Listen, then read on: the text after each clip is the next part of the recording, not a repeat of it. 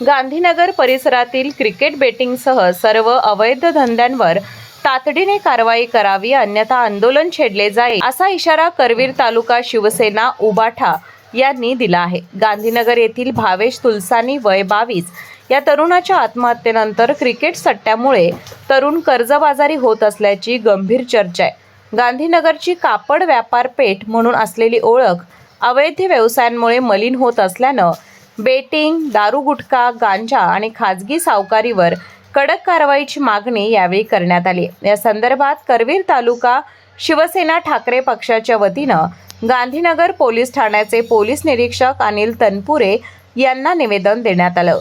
सर्वच अवैध व्यवसायांवर कडक कारवाई करावी आणि गांधीनगर बाजारपेठ वाचवावी असं करवीर तालुका प्रमुख राजू यादव यांनी सांगितलं।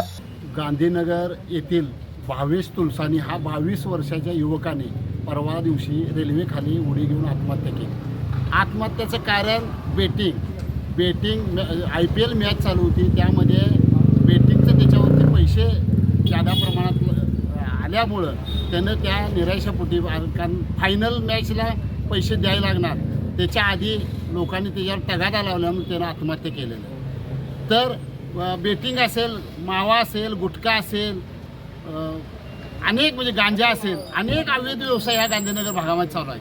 आम्ही आज पोलीस निरीक्षकांना सांगितलं की सर्वच व्यवसाय, अवैध व्यवसाय हे गांधीनगरातले बंद करावेत, अन्यथा शिवसेना ह्याच्या पुढचं आंदोलन हे आम्ही SP साहेबांना भेटून निवेदन देणार आणि ज्या ठिकाणी अवैध व्यवसाय चालू आहे तिथं शिवसेना पोलिसांसमवेत जाऊन तिथं धाड मारेल, अशा पद्धतीनं आम्ही आज पोलीस निरीक्षकांना निवेदन दिलं।